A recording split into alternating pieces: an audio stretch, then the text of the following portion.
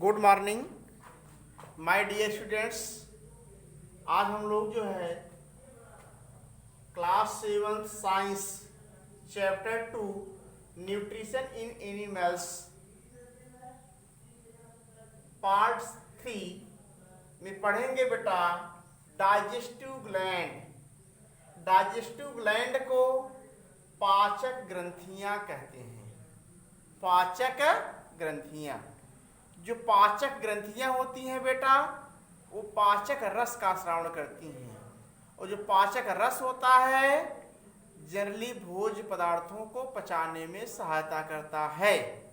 इसलिए आप देखेंगे जो डाइजेस्टिव ग्लैंड्स है इनके द्वारा डाइजेस्टिव जूस का श्रावण होता है। तो आइए देखते हैं the process of digestion is associated with some digestive juice secreted by digestive glands। digestive glands के द्वारा पाचक रस का श्रावण होता है जो भोज्य पदार्थों को पचाने में सहायता करता है।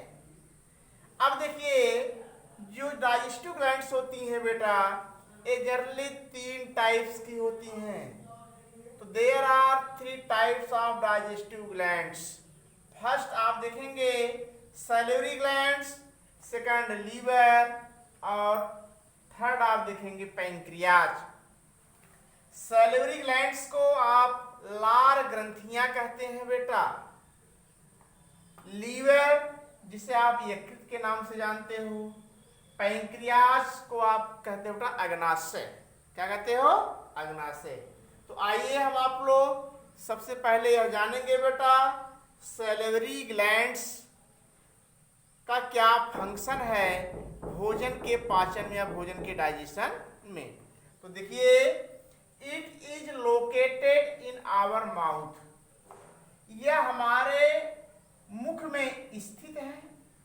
एंड सिक्रीट्स सैलाइवा, और सैलाइवा का श्रावण करते हैं।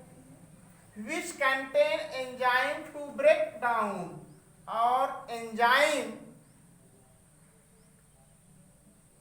क्या करता है? भोज्य पदार्थों को तोड़ने का काम करता है। Insoluble starch of the food into sugar.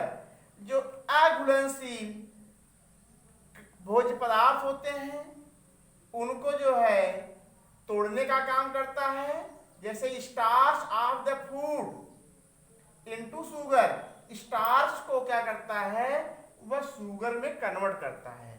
तो यहां आप यह भी देख सकते हैं जो सैलिवरी ग्लैंड्स हैं बेटा, ये सैलाइवा का सिक्रीशन करती हैं।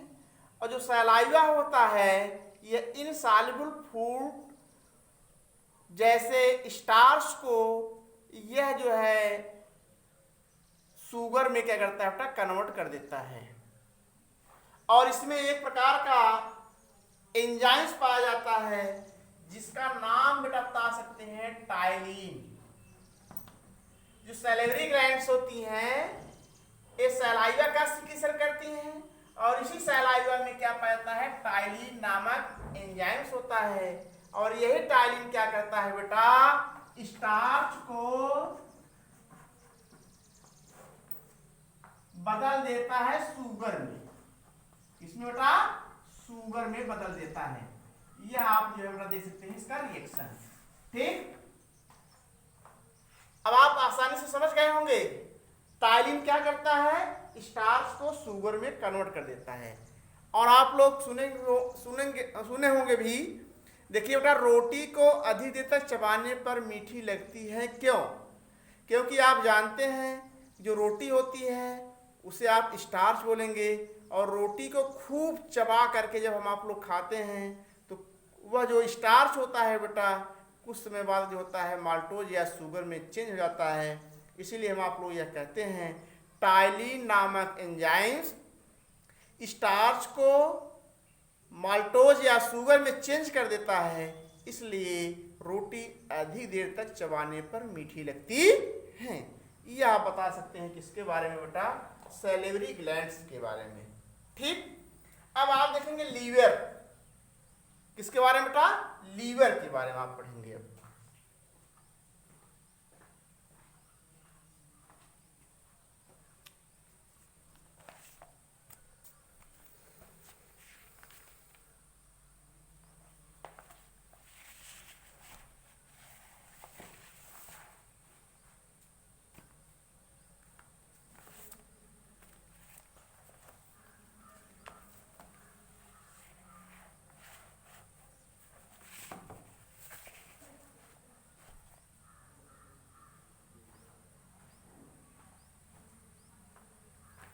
अब जो है बेटा आप लीवर के बारे में जो बेटा अध्ययन करेंगे, तो देखिए बेटा आप जानते हैं जो लीवर होता है इसे आप यकृत के नाम से जानते हैं।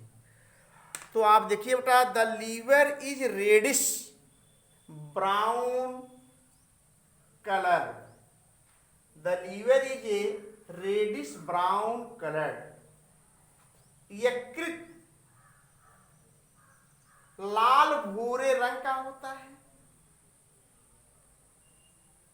It situated on the side just above the stomach, जो स्टमक के ऊपर स्थित होता है। It is largest gland in the human body, यह हमारे आपके शरीर की क्या होती है, या मानव शरीर की सबसे बड़ी ग्रंथ कही जाती है।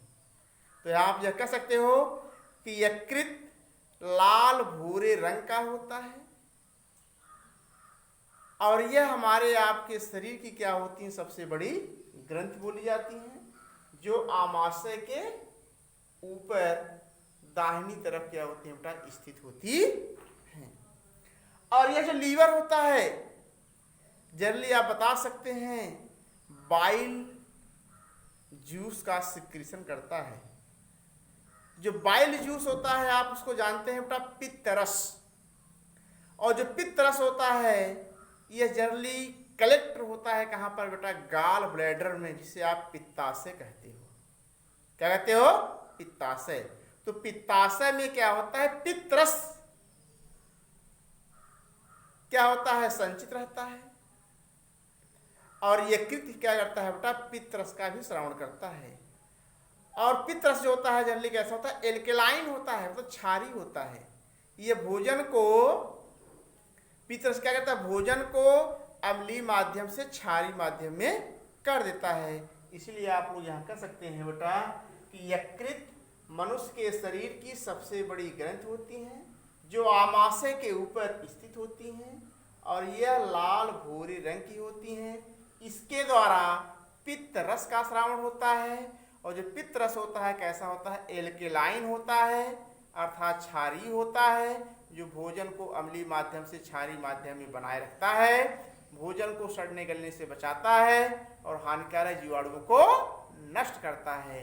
इसलिए आप लोग यहाँ कह सकते हो यह हमारे आपके शरीर की सबसे बड़ी ग्रंथि है, और यह जो ग्रंथि होती है भोजन को पचाने में क्या होती है? इसकी अहम भूमिका होती है, यह सबसे महत्वपूर्ण भूमिका होती है। लास्ट देखेंगे आप अग्नाशय, जिसे आप पैंक्रियाज के नाम से जानते हो। It is a leaf shape gland, यह पत्ती के आकार की ग्रंथि होती है। प्रेजेंट बिलो द स्टमक, जो स्टमक के ठीक नीचे स्थित होती हैं। इट सीक्रेट पैंक्रियाटिक जूस, जो पैंक्रियाटिक जूस या अग्नाशय रस का श्रावण करती हैं।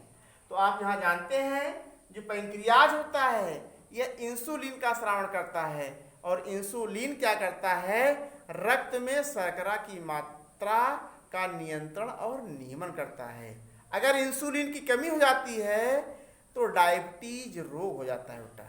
क्या हो जाता है? डायबिटीज रोग। इसलिए आप यहाँ कह सकते हैं जो पैंक्रियाटिक जूस होगा इसमें क्या बेटा सबसे महत्वपूर्ण, वह आप बता सकते हैं इंसुलिन। इंसुलिन जो होता है इस पैंक्रियाज द्वारा ही स्रावित होता है, और जो रक्त में शर्करा की मात्रा का नियंत्रण और नियमन करता है।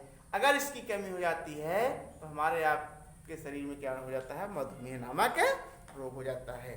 तो यह वीडियो आज यहीं पर समाप्त होता है। नेक्स्ट डे को हम जो है इसकी एक्सरसाइज करवाएंगे और इसका साइज जो है आप जो है बेटा विधिवत पढ़िएगा और इसको भी अच्छे से देख लीजिएगा। धन्यवाद।